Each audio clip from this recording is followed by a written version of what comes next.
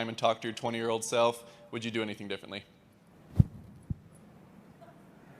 Go back in time to your 20-year-old self.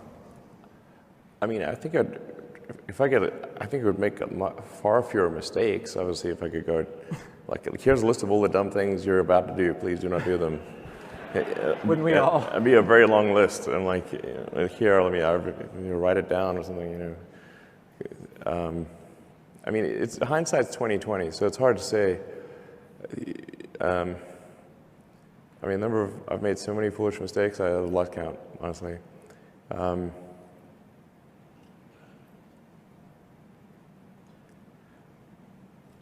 mean, some of these things I just wish like that's simple sort of mantra, management by rhyming.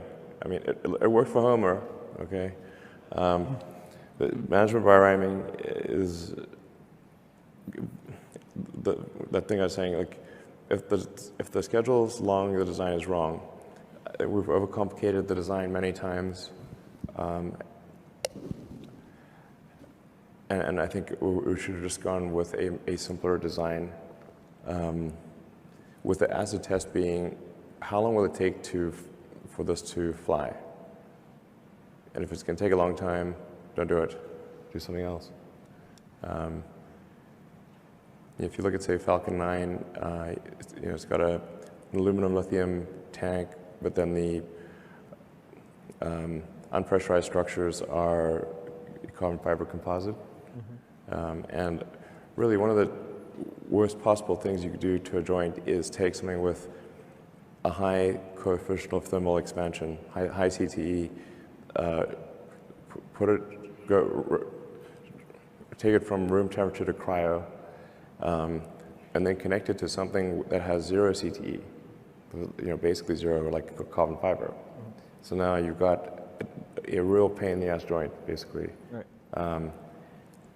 So in order for that to work, you've got the tank's got to shrink radially, and you've got these super expensive, heavy bolts that are like a beam and bending across, that are then taking load into the interstage, and they desperately want to shear off or snap off. This is crazy. Really should just have a continuous metal structure. That's obvious. That should be done. That'd be way better. Things expand to fully available resources. So then, like, sometimes you should say no to things that you don't.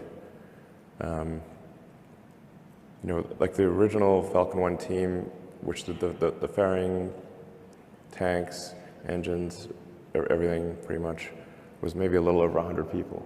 Okay. Now SpaceX is like 6,000 people, I think, something like that. So really just simplify your product as much as possible.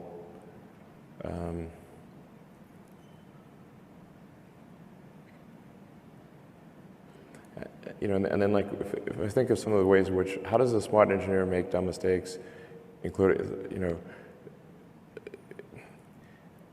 is optimize something that shouldn't exist. Don't optimize something that shouldn't exist. But people are trained to do this in college. You can't say no to the professor. The professor's going to give you the exam, and you've got to answer all the questions, or they will get angry. And give you a bad grade. So then you always optimize you always answer the question. A lot of the times you should say this is the wrong question.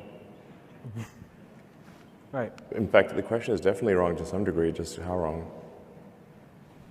And I think just generally taking the approach that your design is some degree wrong, probably a lot more than you think.